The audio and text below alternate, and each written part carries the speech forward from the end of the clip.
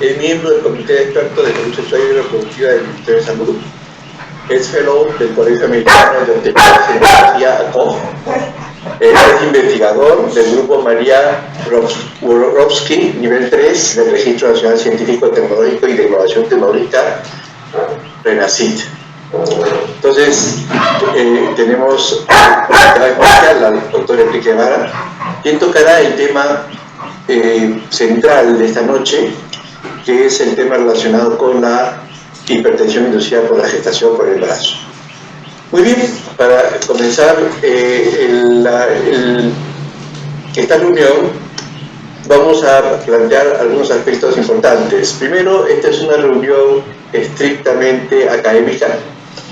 No es una reunión del Comité de Mortalidad Materna, de Prevención de Mortalidad Materna, es una reunión académica. Vamos a ver cómo ha ido el transcurso de la semana 48 las muertes maternas en el país. La semana pasada, en la reunión que tuvimos para ver el tema de hemorragias, presentamos la última información que teníamos respecto a mortalidad materna en la semana 47. Ahora vamos a ver cómo ha ido a la semana 48 y vamos a poder ver por qué es tan importante tener este tipo de reuniones.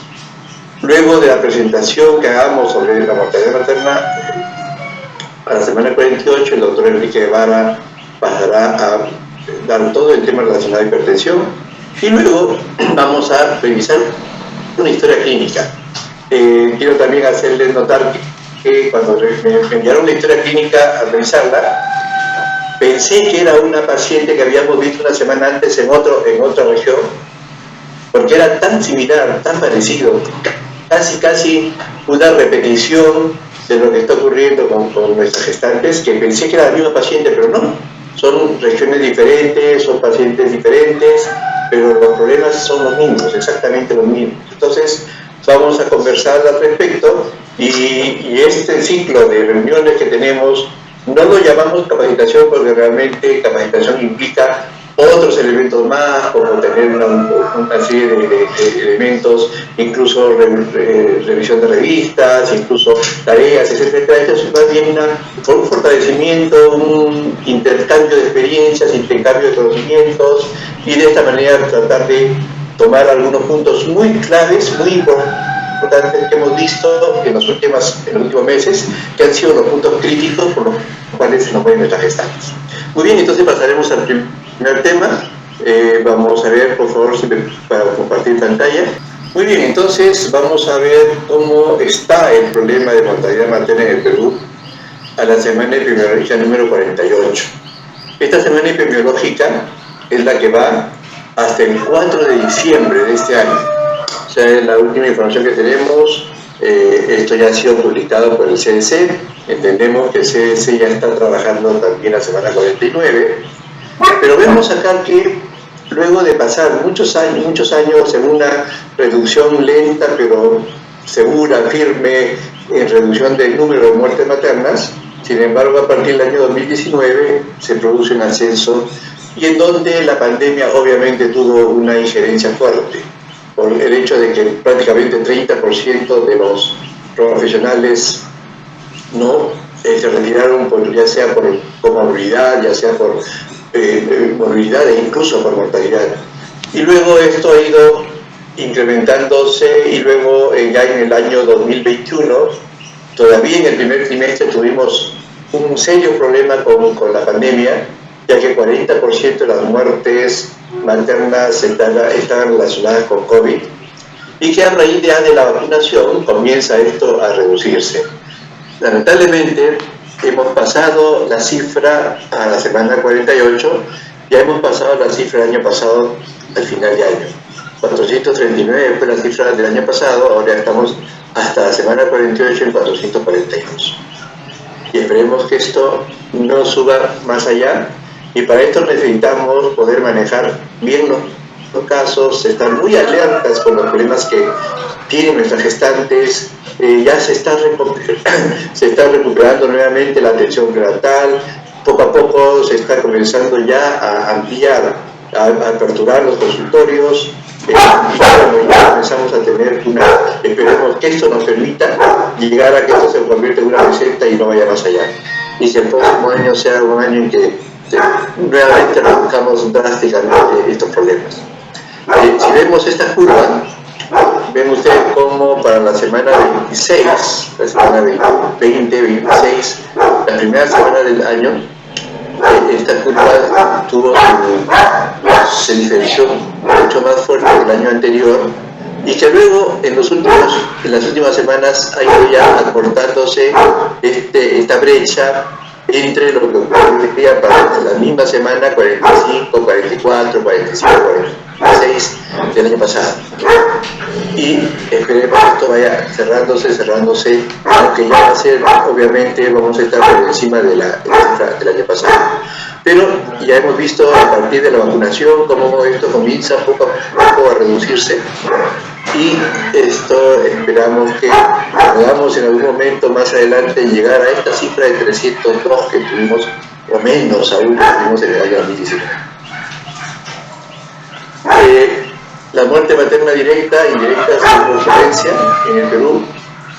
Obviamente Lima tiene la mayor cantidad de muertes maternas por ocurrencia, 70 muertes maternas. Piura, 24, o 26, Lambayeque, La Libertad, Loreto, tienen también el rango más alto y como siempre decía, los departamentos con L son los departamentos que tienen el número de muertes más amplio. Lambayeque, La Libertad, Loreto. Entonces esto propició que tengamos que reunirnos por lo menos para ver en cómo podemos ayudar o apoyar de alguna manera para que esto se reduzca. Y por eso estamos ahora reunidos con Piura.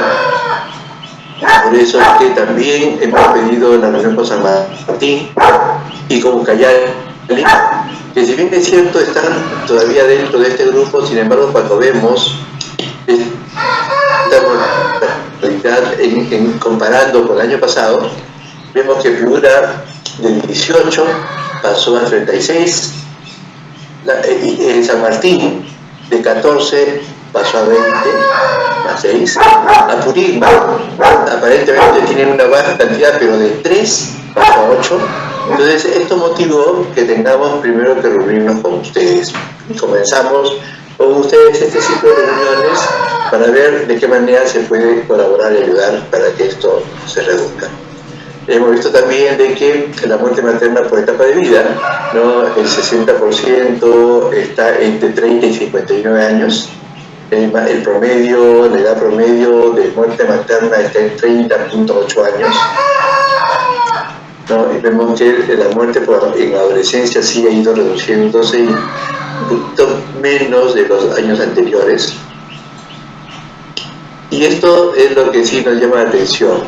Hasta la semana 48 se notificaron en promedio 9.2 muertes maternas semanales, o sea, más de una por semana. ¿No? Hubieron semanas como la semana 34 y 44 en que tuvimos los mínimos, que eran 3 muertes por semana, pero también tuvimos la semana 9, al comienzo del año, recuerden que fue la parte más dura del COVID, un máximo de 22 muertes en una semana de muertes maternas. Durante la semana 45 se notificaron muchas muertes maternas. Entonces, esto hace que tengamos necesariamente que estar revisando los casos, tratando de lo posible de ver dónde pueden estar fallas, errores, o cómo poder evitar problemas para reducir este nivel de muerte materna. Muy bien, quería mostrarles eso como primera parte de esta reunión. Y ya saben ustedes que tenemos un reto muy grande. Tenemos que estas muertes reducir, evitar que se produzcan en cantidades como las que se han estado produciendo. La vacunación ha sido fundamental. Tratemos de avanzar porque hay regiones que no han avanzado todavía mucho en la vacunación de gestantes. Tratemos de avanzar lo más que se pueda y sobre todo comenzar nuevamente a observar bien el tema de hemorragia, el tema de hipertensión, el tema de sepsis, porque conforme baja comienza a reducirse las muertes por muertes indirectas por COVID, comienza nuevamente a notarse el gran problema que tenemos en el manejo de hemorragia, de hipertensión y de sepsis, y que siguen siendo lamentablemente los principales problemas que tenemos. Muy bien, quiero dar paso entonces nuevamente en este momento al doctor Enrique Guevara. Ya hemos visto los pergaminos que tiene nuestro gran amigo Enrique, y para nosotros es un placer presentarlo, un lujo tenerlo en la reunión, y es uno de nuestros colaboradores permanentes con el Ministerio de Salud. Con ustedes entonces el doctor Enrique Guevara. Voy a salir para que pueda pasar. Buenas tardes con todas y con todos. Muchas gracias por la presentación, doctor Villacorta. Y también agradecer al Ministerio de Salud de permitirme estar unos momentos con ustedes compartiendo este tema que es tan importante, como ya lo ha señalado, que es la enfermedad hipertensiva del embarazo, más específicamente la preeclampsia. Y entonces yo voy a tratar de hacer un enfoque más de primer nivel, porque ahí es donde nosotros podemos detectar los casos de preeclampsia. Y si los podemos detectar, podemos hacer prevención para que evolucionen hacia una preeclampsia. Entonces, tenemos que detectar el grupo de riesgo que va a ser preeclampsia. Entonces, más o menos así va a estar centrada mi presentación. Yo no tengo ningún conflicto de intereses. Vamos a hacer una pequeña introducción, definición, diagnóstico, fisiopatología muy breve, la fisiopatología, el manejo. Básicamente ya el manejo, como ustedes comprenderán, es a nivel de una unidad de cuidados intensivos que merece un manejo muy especializado. Vamos a tocar muy brevemente. Revisaremos sobre todo complicaciones, el hematoma subcasular hepático, que se hace para la prevención, y también mencionaremos algo sobre la clave azul. Recordemos, ya lo dijo muy bien el doctor Villacorta, que es la principal causa de muerte materna, especialmente en hospitales. Y ha sido en los últimos años también la principal causa de muerte materna en el Perú. O sea que hay un cambio, ya no es más la hemorragia, sino está cambiando a ser los problemas de preeclampsia. Lamentablemente este año ocupa en primer lugar los problemas de la infección por COVID. Entonces complica más o menos el 2 al 8% del embarazo. Acá está lo que presentó hace un momento Alfonso. Y cuando uno ve el año pasado, cuando uno ve efectivamente la hipertensión ocupa el primer lugar con 21.50% de todas las muertes maternas, seguido de la hemorragia. Fíjense cómo está cambiando, pero en tercer lugar lo ocupó el COVID. En el Instituto Nacional Materno Perinatal, que no ha sido ajeno a esta pandemia, este es el número de muertes maternas del 2007 al 2020.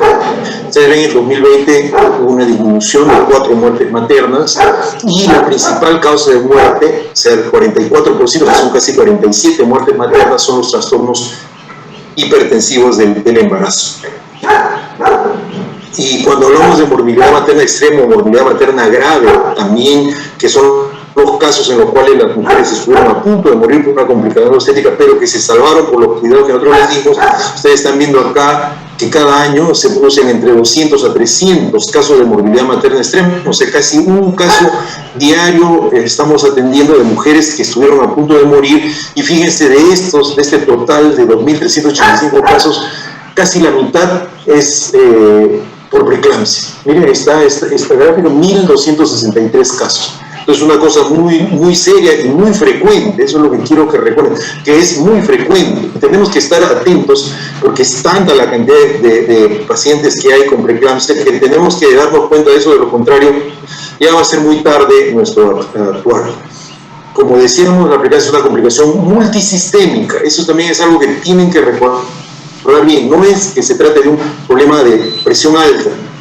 Eso no es que hay que bajar la presión. Es una complicación multisistémica, es una complicación endotelial multisistémica.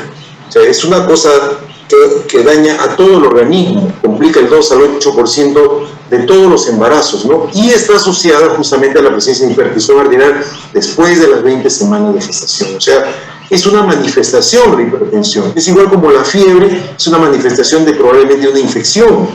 Es igual acá. La hipertensión es solamente un síntoma.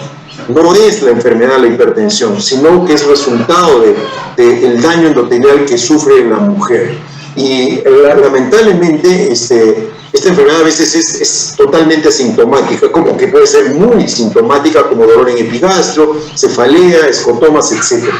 Recuerden bien este cuadro de factores de riesgo porque eso es lo que uno puede aplicar cuando uno está en el primer nivel de atención, porque tiene que ver a aquellas mujeres que son nulíparas, que tienen embarazo múltiple, que han tenido preeclampsia previa, hipertensión crónica, que tienen diabetes pregestacional o diabetes gestacional. Estas pacientes típicamente van a ser un problema de preeclampsia en el transcurso de su embarazo. Trombofilias, lupus eritematoso sistémico, más todavía. Y miren, índice de masa corporal mayor de 30 o 35, es algo que nosotros tenemos ese dato, pero no lo tomamos en cuenta.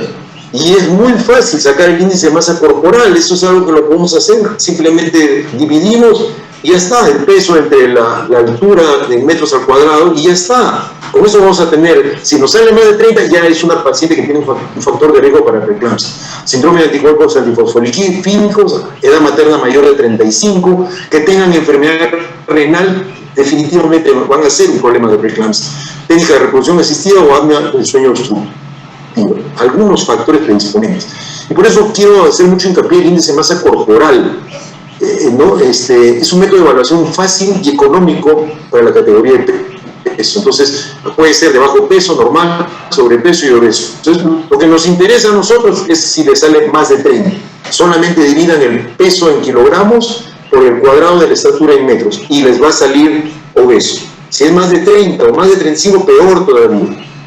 Los criterios actuales para hacer el diagnóstico de preeclampsia se basan en la presión arterial, ¿no? La presión arterial, bueno, ahora hay algunos datos más, vamos a presentar en general lo que se dice que cuando la presión arterial sistólica es 140 o más, o la presión arterial diastólica mayor de 90, en 2 ocasiones, en el primer nivel nosotros tenemos posibilidad de tomar hasta 2 veces la presión arterial, inclusive en un intervalo de 4 horas, después de las 20 semanas de gestación, en una mujer que ha tenido una presión arterial normal. O si de repente encuentran una presión sistólica de 160, una presión diastólica de 110, entonces ya con eso es suficiente para decir que esta paciente tiene preeclampsia. También están los conceptos de proteinuria, 300 miligramos o más en orina 24 horas o una tira reactiva de 2 cruces, que eso es algo que también se puede hacer muy fácilmente. Pero lo principal, ya estamos viendo los factores de riesgo y la hipertensión. Sin embargo, la Sociedad Internacional de Hipertensión Gestacional tiene en cuenta solamente, miren, la presión arterial diastólica de 90 o más en 2 mediciones con 4 horas de solamente la presión arterial diastólica o una presión arterial diastólica de 110. Fíjense cómo hay algunos cambios en algunas organizaciones científicas que dicen ya, si tú tomas esto, entonces seguramente que es una paciente que ya tiene preeclampsia. Y por eso también se incluye la presión arterial media, que es el resultado de la relación entre el gasto cardíaco y la resistencia vascular sistémica. Hay 2 fórmulas para tomar esto y, como ustedes ven ahí, presión arterial sistólica más 2 veces la presión arterial diastólica entre 3, o más fácil todavía presión arterial sistólica o presión arterial diastólica entre 3 más presión arterial diastólica. ¿Cuáles son los valores patológicos que ustedes pueden tomar? Mayor de 85-90 sobre milímetros de mercurio en el segundo trimestre o mayor de 106 milímetros de mercurio en el tercer trimestre, en el parto o en el puerperio, o un aumento de 20 milímetros de mercurio sobre valores basales. Importante también tener esto en cuenta, o sea, nosotros tenemos que hacer uso de varias cosas, de varios instrumentos que nos pueden guiar de alguna manera. Entonces la presión arterial media es importante. Fíjense cómo varía la presión arterial media durante todo el embarazo.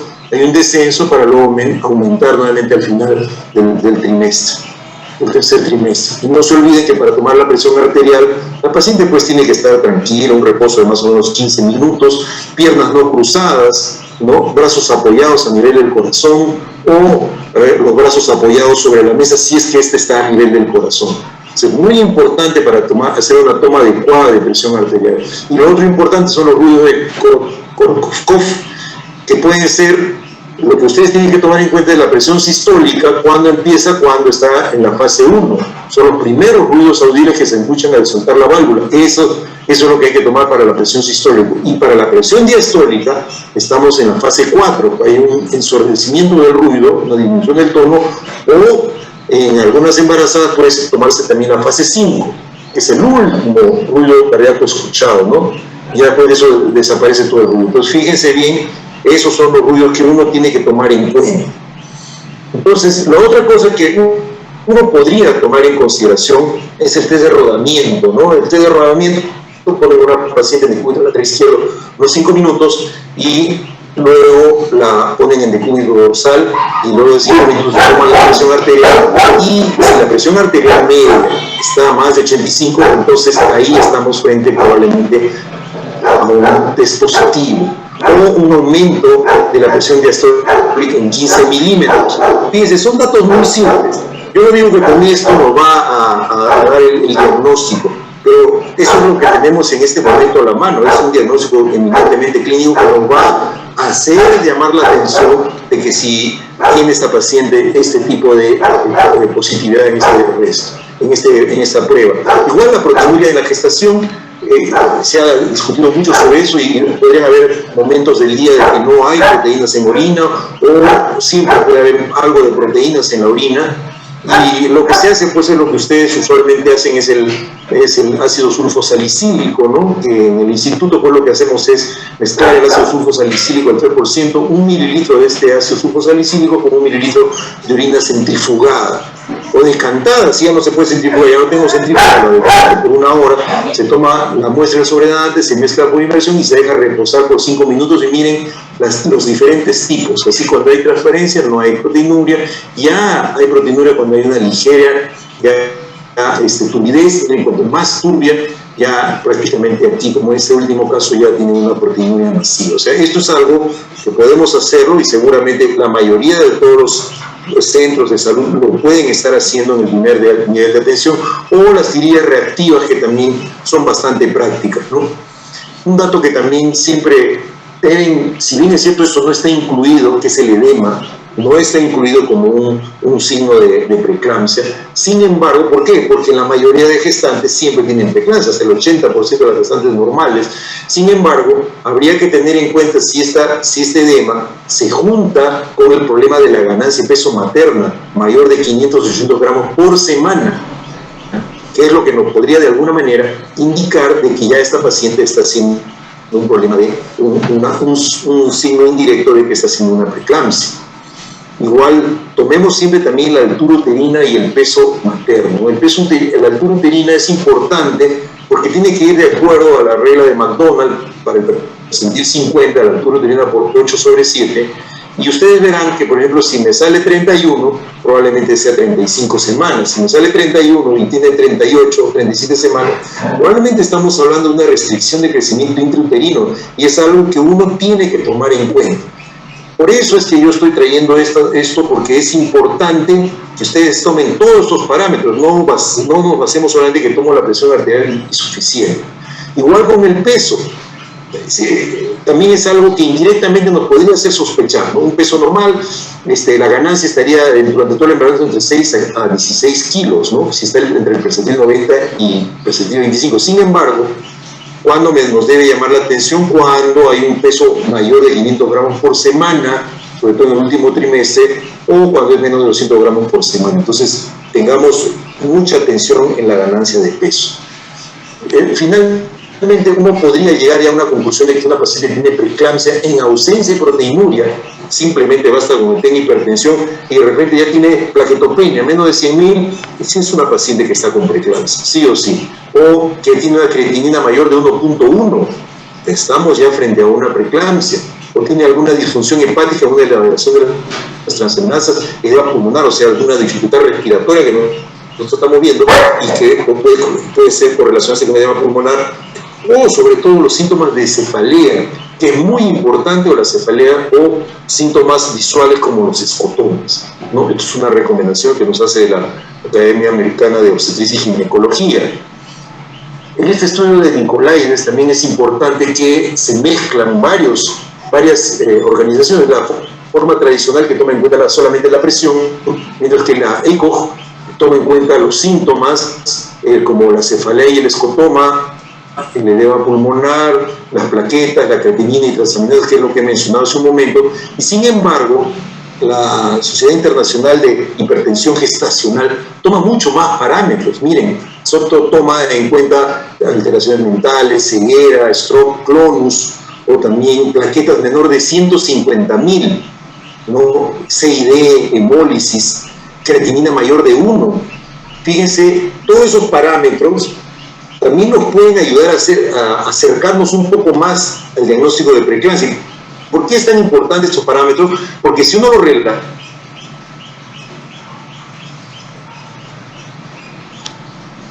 de UCI, ustedes se pueden dar cuenta en este cuadro de que con los conceptos tradicionales de hipertensión, nada más y proteinuria, nos quedamos un poco cortos en el porcentaje de detección.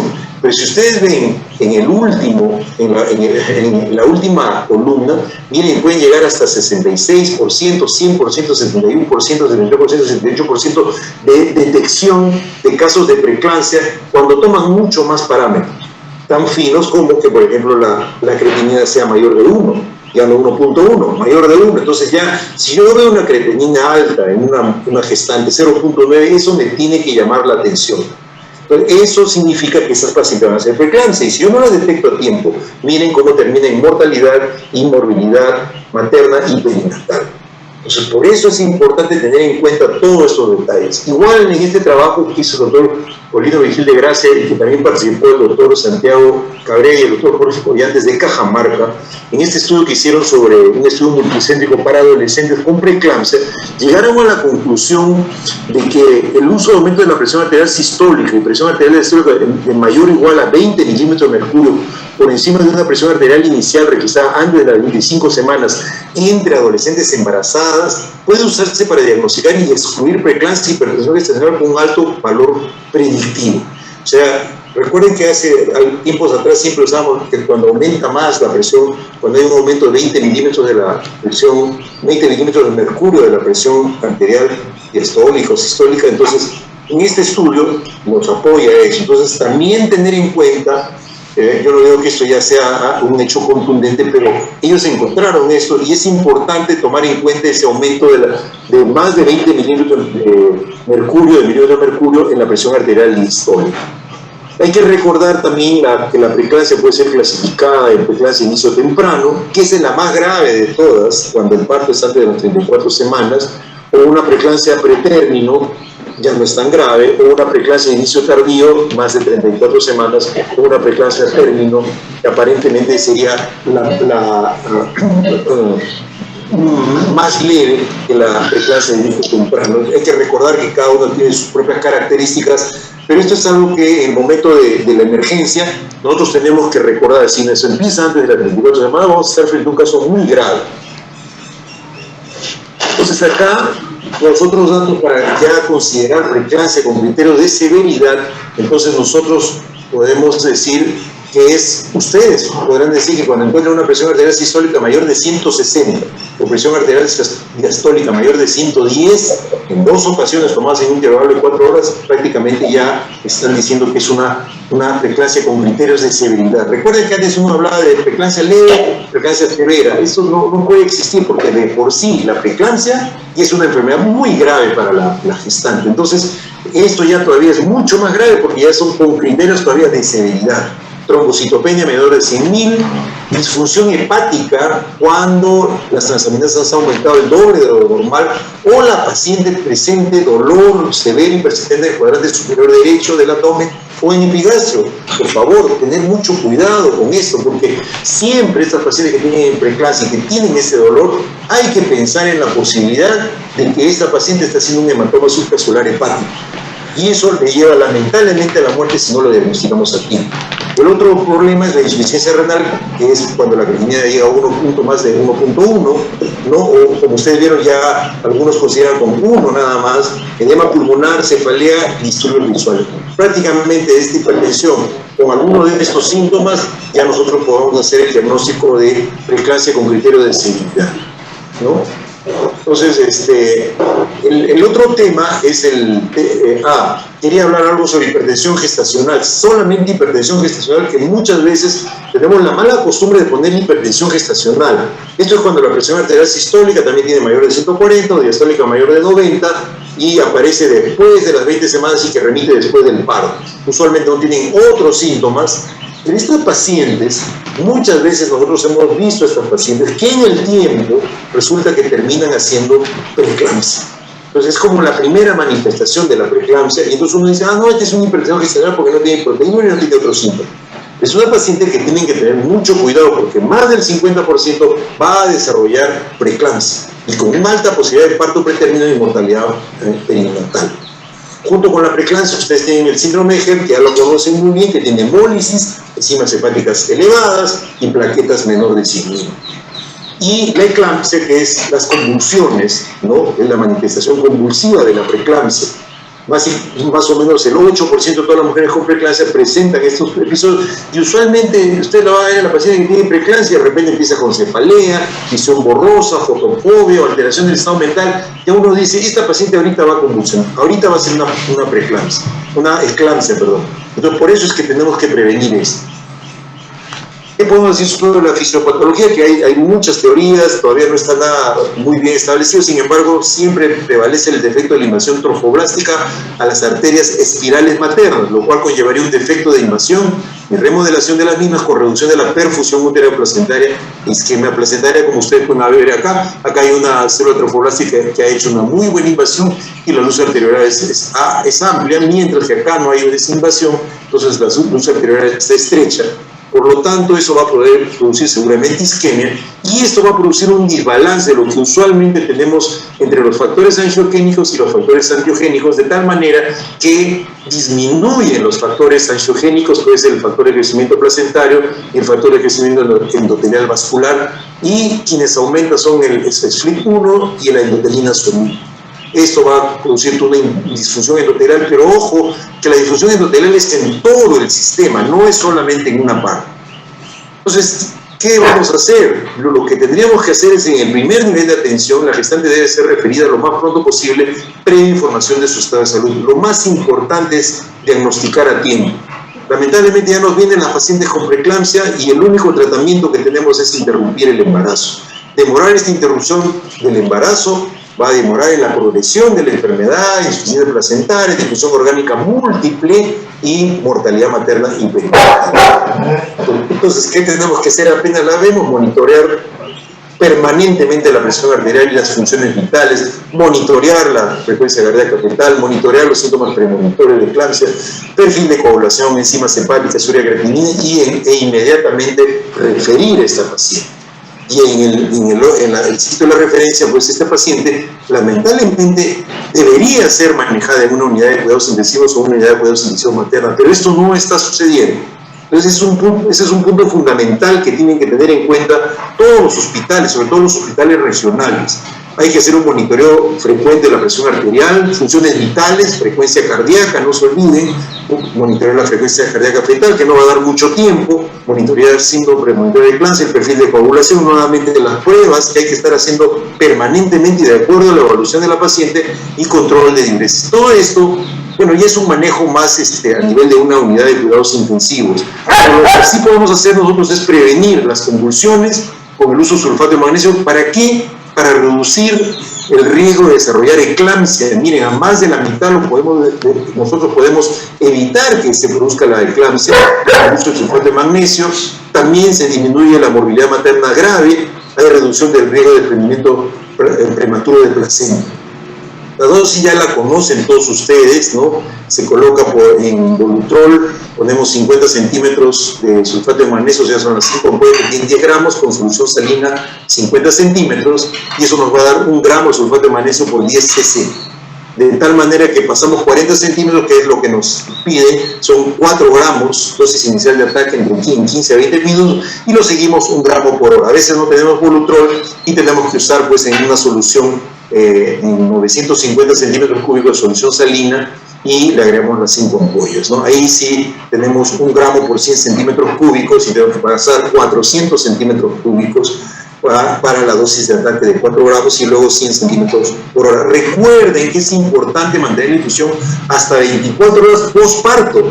Ese es algo que también a veces olvidamos. Decimos, no, ya la paciente ya le bajó la presión, ya se recuperó. La paciente no se mejora porque disminuye la presión arterial. Recuerden que hay un daño endotelial multisistémico. Y eso es lo que va a originar la morbilidad materna grave, ¿no? El otro tema es el usar los antihipertensivos. ¿Para qué tenemos que usar hipertensivos? Y solamente lo consideraremos si la presión arterial sistólica es mayor de 160 milímetros de mercurio o la diastólica mayor de 110. ¿Para qué? Para impedir la insuficiencia cardíaca congestiva, la isquemia miocárdica, la insuficiencia infuria renal y sobre todo la isquemia o el infarto hemorrágico cerebral. Deben ser usados muy prontamente. Lo que más se usa acá es nifedipina y metildopa, y que también se podría usar, lo ideal sería la betalol o hidralazina. Nifedipina, ya saben, 10 miligramos de oral inmediatamente, o metildopa se puede usar hasta 1 gramo de oral cada 12 horas. Y el manejo fetal, bueno, si está en un caso de prematuridad, tendremos que ver de darle una betametasona o dexametasona. El gran problema radica cuando la paciente está gestante entre las 28 y 34 semanas, que no sabemos qué hacer, si interrumpir el embarazo o no, y por suerte que el doctor Vigil de Gracia nuevamente en Panamá hizo ese estudio, el MEXPRE estudio, donde hicieron un estudio aleatorio de manejo de preeclampsia con criterios de severidad en pacientes, ¿no?, en menores de 34 semanas. Y miren que cuando hicieron un manejo expectante no hubo diferencia de morbilidad neonatal a pesar de ganar 8 días. Lo que sí hubo más bien fue más posibilidades, 5 veces más posibilidades de desprendimiento prematuro de placenta y más posibilidades de pequeño para edad gestacional. Entonces el estudio sugiere que la implantación de una preeclampsia con criterio de severidad no tiene sentido esperar después de administrar esteroide. Para lo que yo podría esperar es el efecto de los corticoides.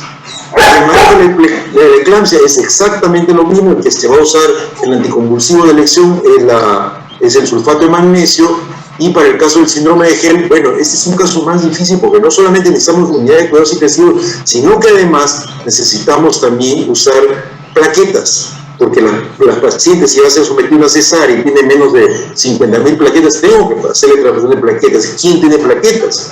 Igual, después de un parto, para un parto vaginal, si tiene menos de 50.000 plaquetas, también tengo que hacer transfusión de plaquetas. Y esta es una de las principales causas por las cuales fallece la mujer. La vía del parto, bueno, la vía del parto se determina según las condiciones obstétricas y la mayoría de veces va a tener que ser por cesárea. Y en el manejo postparto, no olvidar que siempre se tiene que hacer el tratamiento en el postparto, en la UCI, en la unidad de cuidados intensivos o en la unidad de cuidados intensivos materna, usando siempre el sulfato de magnesio hasta por lo menos durante las 24 horas postparto. Miren todas las complicaciones que puede dar la preeclampsia. Ya lo había mencionado: el sistema nervioso, ceguera, hemorragia cerebral, cardiorrespiratoria, puede haber un isquemia, un infarto. En el renal, típicamente hay injuria renal que requiere diálisis renal, y en el hepático, el hematoma o ruptura hepática. A nivel de la placenta, el desprendimiento prematuro de placenta, la muerte fetal, ¿no? Se han usado muchas cosas como la dexametasona, metformina, hemodiálisis con mucha frecuencia, oxigenoterapia, plaquetas y tratamiento quirúrgico del hematoma subcapsular hepático. Miren, yo solamente muy rápidamente, entre el año 2004 y 2016 tuvimos 31 casos que están en la lista preparada de obstetricia y ginecología de casos de hematoma subcapsular hepático. Le hicimos una revisión ampliada del 2003 al 2020 y obtuvimos 53 casos. O sea, fíjense que cada año siempre tenemos casos de ruptura hepática o hematoma subcapsular hepático, y que se da en todas las edades, como ustedes pueden ver, más de 35 años, 19 de 35 años o menos de 19 años. Se da tanto en el embarazo, pero sobre todo el 62% en el puerperio, y se da más frecuentemente en multíparas. Y el síntoma es el dolor abdominal superior, no se olviden de eso, pero miren, casi el 43% son asintomáticos, o sea, no tienen ningún síntoma. Entonces no se confíen de eso. Y lo que miren más llama la atención es el aumento de las transaminasas, una media de 1.200 a 800 de transaminasas, con un máximo que puede llegar hasta 6.000. O sea, cuando hay un aumento muy elevado de transaminasas, por favor, pensar en el problema del hematoma subcapsular hepático, y donde sí se necesitan lamentablemente paquetes globulares, paquetes de plasma, crioprecipitado, plasma fresco congelado. Miren, todo lo que se necesita. Si no tenemos un banco de sangre, no lo vamos a poder manejar. La cantidad de hemoderivados que se utilizan, y la principal manera de manejar esto es un empaquetamiento hepático, que lo hacemos ahora ahí en el instituto, y hemos tenido una sobrevida de casi el 81%, las 53, 43 sobrevivieron y 10 fallecieron. Y esto es cuando se usaba la bolsa de Bogotá. Fíjense cómo queda totalmente abierto para evitar el síndrome compartimental. Ya para ir terminando, recordar solamente que la clave azul es un sistema de respuesta rápida que todos deberían tener. Nosotros lo tenemos en el Instituto Nacional Materno Perinatal, que es un sistema de respuesta rápida de un equipo multidisciplinario. Hay claves azules en sus hospitales, en sus centros de salud. ¿Cuál es el sistema de activación? ¿Quién lo va a activar? ¿Quién es el equipo? Ahí tienen todo el personal. Este es para un manejo multidisciplinario. Esto no es de una sola persona. Miren cómo en los FON B y los FONE tenemos todo el equipo multidisciplinario que tiene que manejar este tipo de casos, ¿no? Ya no voy a pasar esto de las condiciones de trabajo en equipo, y en el primer nivel yo activo la clave azul en preeclampsia con criterio de severidad, y en el segundo o tercer nivel preeclampsia severa con criterio de severidad o daño de órganos o preeclampsia. Entonces siempre nosotros vamos a escuchar clave azul en la unidad de cuidados intensivos materna, cómo se organizan, cabeza, abdomen, brazos, tenemos que estar bien organizados, y este es un resumen de todo lo que ya hemos revisado anteriormente y que cada uno tiene algo que hacer en esa clave azul, ¿no? Muy bien, y finalmente ya para terminar, recordar que se puede predecir la preeclampsia con esta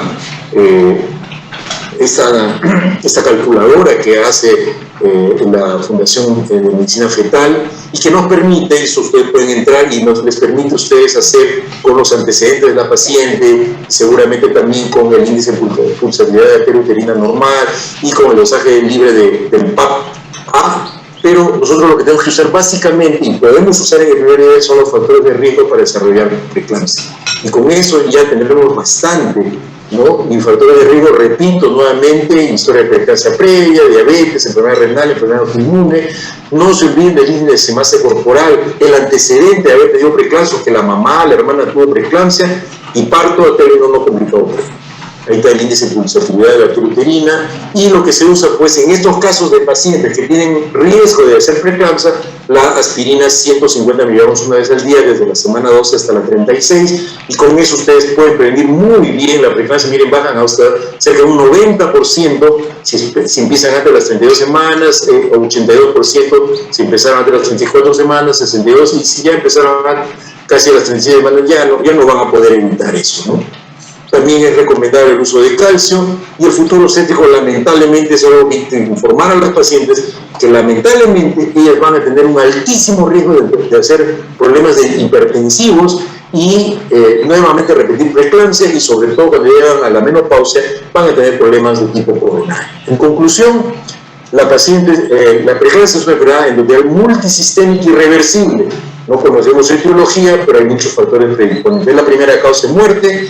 Debido a su alta morbilidad y mortalidad, siempre es preferible pensar en una preeclampsia antes que una hipertensión crónica o una hipertensión gestacional.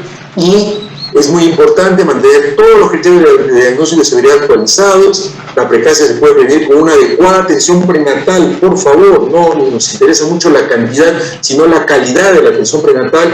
La clave azul debe estar presente en todos los establecimientos de salud, y el manejo de una paciente con preeclampsia con criterio de severidad siempre debe ser en una unidad de cuidados intensivos con un buen manejo de salud. Bueno, yo les agradezco mucho por su atención y estaremos atentos ahora a la discusión. Muchas gracias. Muy bien, agradecemos al doctor Guevara por su exposición bastante clara, bastante explícita de todos estos problemas críticos que tenemos con la hipertensión, con la preeclampsia. Acuérdense que gran parte del diagnóstico es clínico,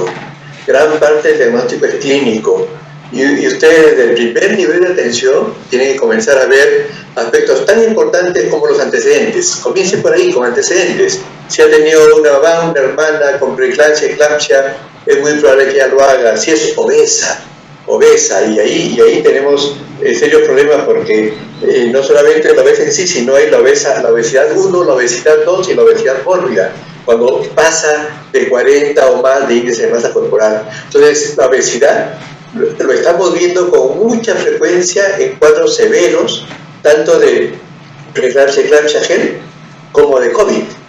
Y entonces esto hay que tomar muy en cuenta. Una paciente obesa, ténganle cuidado, ténganle temor, ténganle miedo, porque una paciente puede hacer problemas críticos. Entonces el antecedente es muy importante, como dice el doctor Guevara. Por otro lado, algunos signos que no debemos olvidar nunca. Dolor epigástrico o hipocondrio derecho, GER, hasta no demostrar lo contrario. Ruptura hepática hasta no demostrar lo contrario. Si es un problema de vesícula, adiós, gracias. Pero si hay dolor en el epigastrio o en el hipocondrio